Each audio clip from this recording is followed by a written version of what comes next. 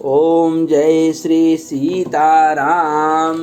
श्री रामचरितमानस श्री गोस्वामी तुलसीदास जी की एक सर्वोत्तम उत्कृष्ट रचना है।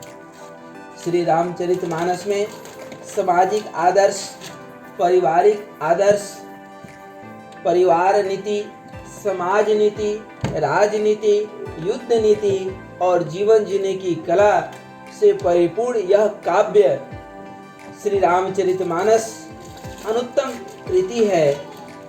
इसमें मर्यादा के बहुत सारे भाव, भक्ति भावना, शील निरूपण और सामाजिक सांस्कृतिक के साथ साथ ही राजा और प्रजा के भाव, गुरु और शिष्य, भाई और भाई, माता और पुत्र, पिता और पुत्री, ससुर और जमाता, सास और बहू, क्षत्रिय और ब्राह्मण, ब्राह्मण और शूद्र, सभ्य और असभ्य के परस्पर व्यवहारों की उपस्थिति और उनकी मर्यादा सत्य निष्ठा के साथ दिखती है।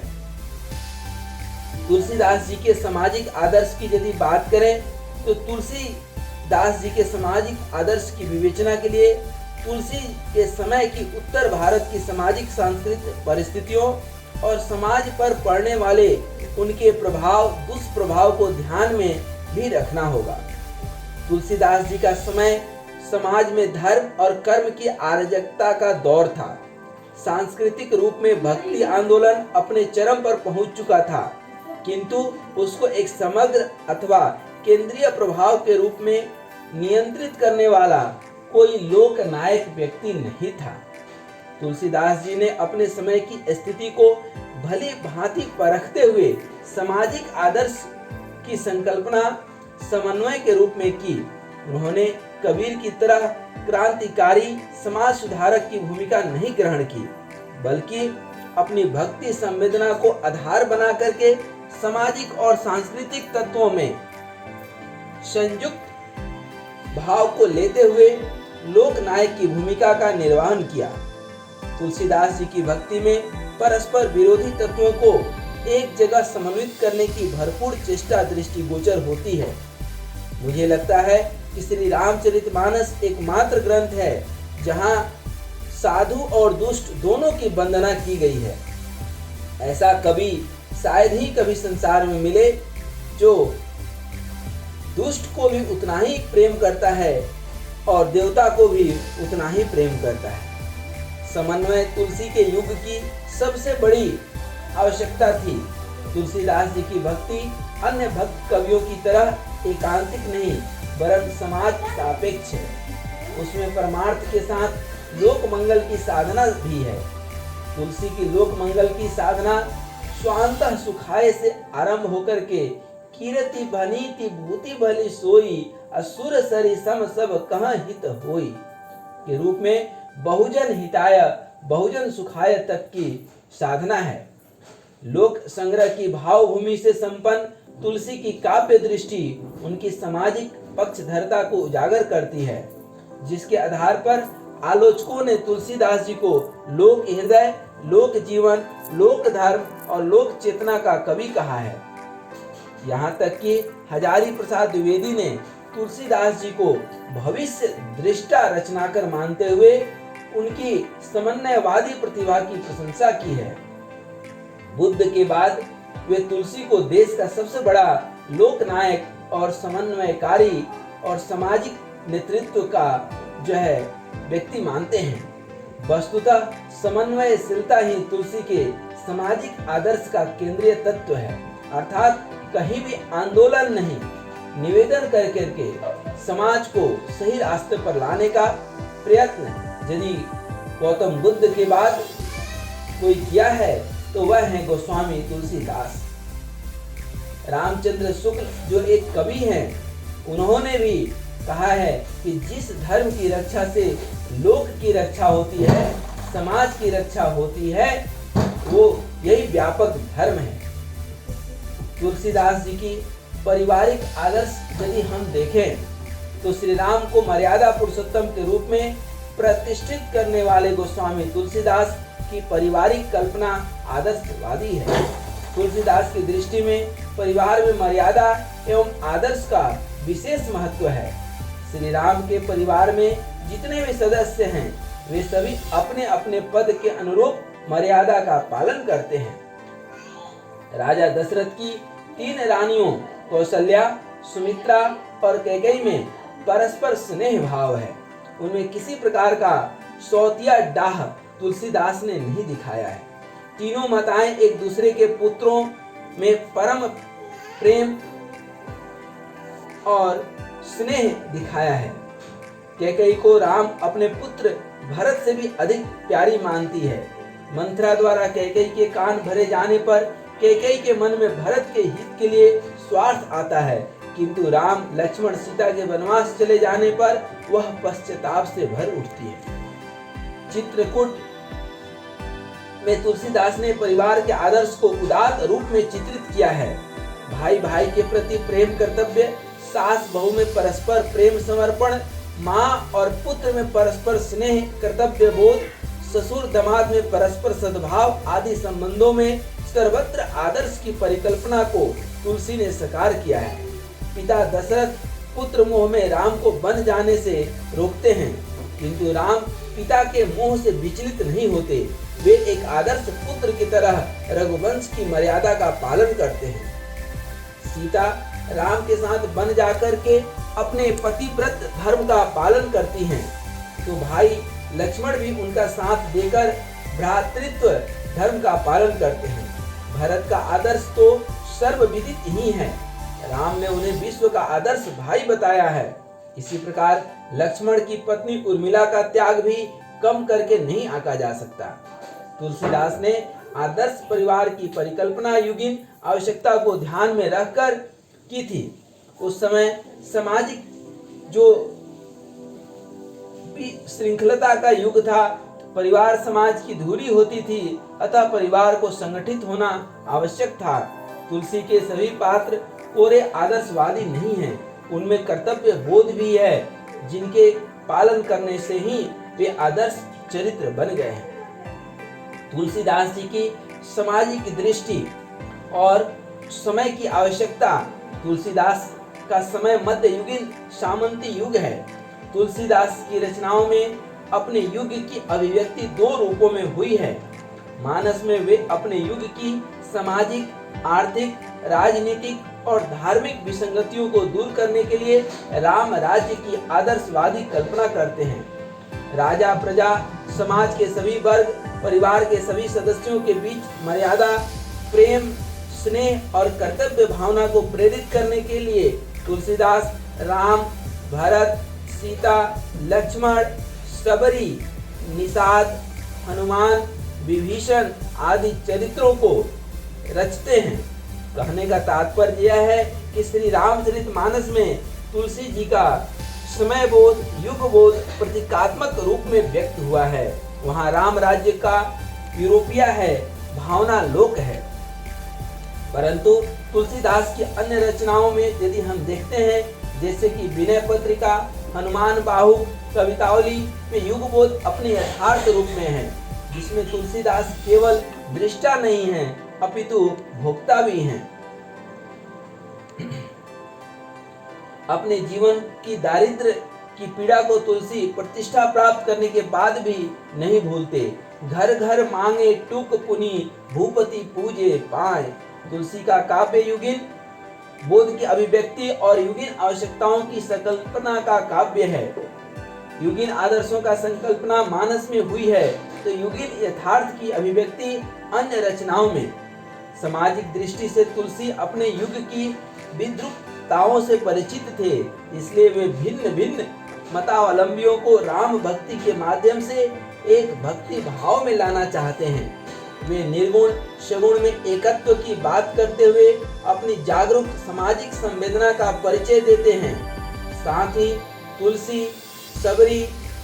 तुलसीदास सबरी, निषाद, कोल, किरात आदि निम्न वर्गों के प्रति अपनी सहानुभूति प्रदर्शित करते हुए सामाजिक पक्षधरता का संकेत करते हैं।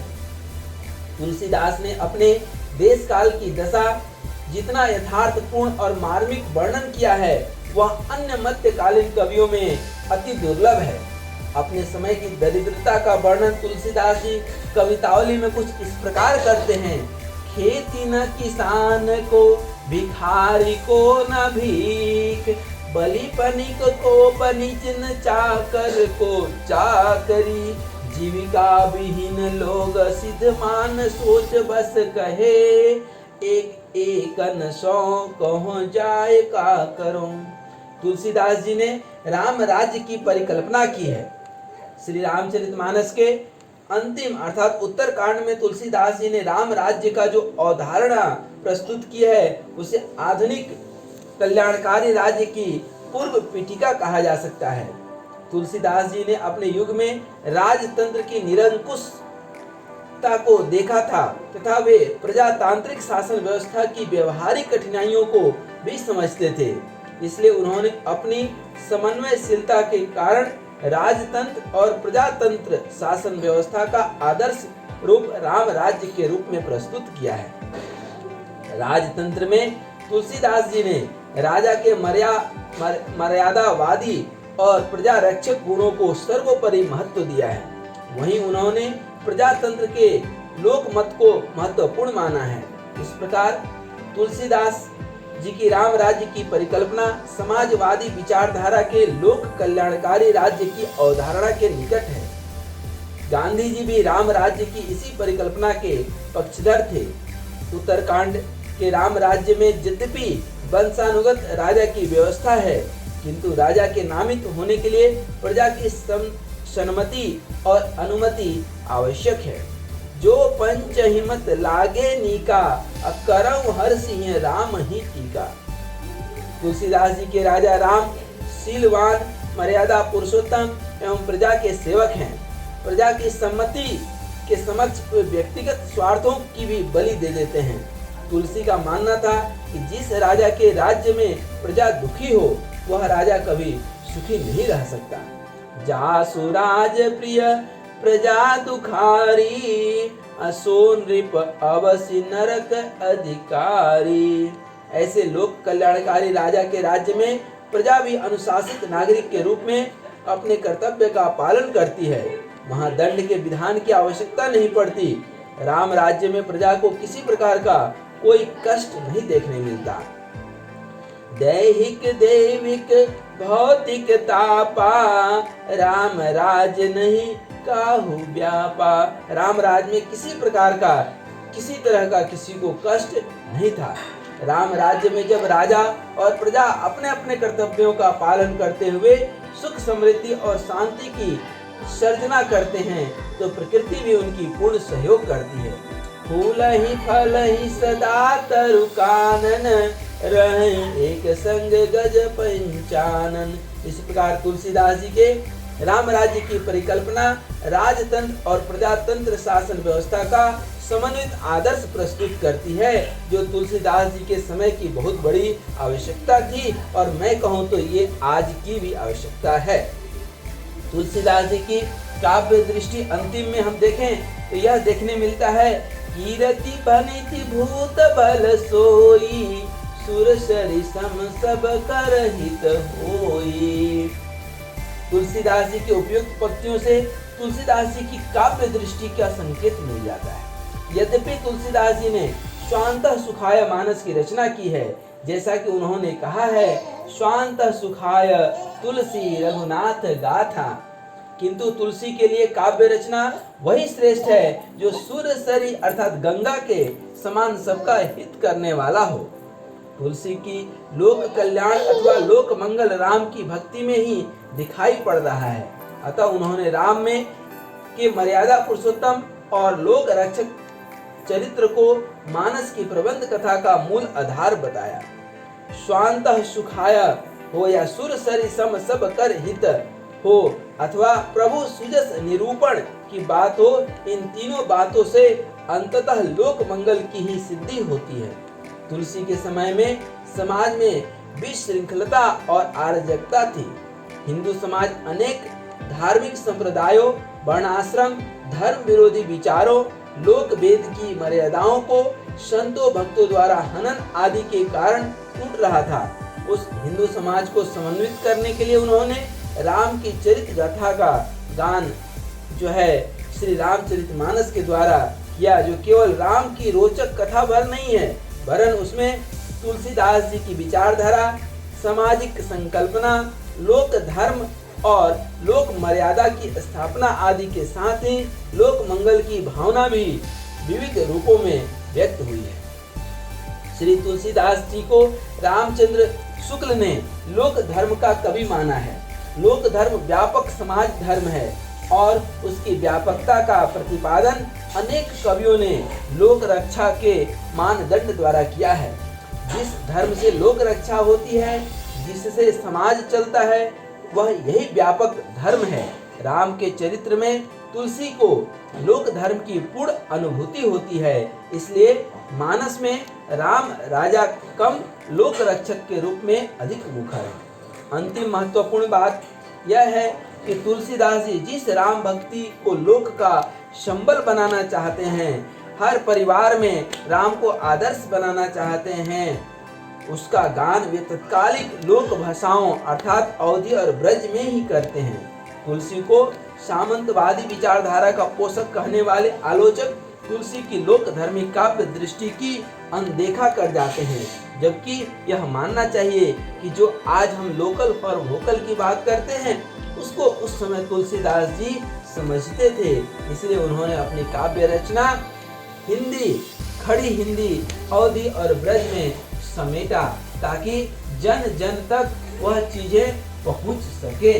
इसलिए आज से हम लोग संकल्प लें कि हम लोग अपने जीवन में श्री रामचरितमानस को अपना आदर्श मानेंगे, जहां पर कि पारिवारिक आदर्श, सामाजिक आदर्श, राजनीतिक आदर्श, हर तरह के आदर्श, हर तरह की नीति, शुद्ध नीति देखने को मिलती है। श्री रामचरितमानस स्वयं में एक भक्ति दर्शन है, एक जीवन दर्शन है, जीवन जीने की कला है और समाज नीति, परिवार नीति और राष्ट्र नीति से और राष्ट्र को भी श्री रामचरितमानस से कुछ सीखना चाहिए। राम राज्य की कल्पना महज एक कोरी कल्पना नहीं, बल्कि एक हकीकत है जो प्रजातंत्र और राजतंत्र के सारे बुराइयों को हटा करके एक नया तंत्र है, श्री रामतंत्र।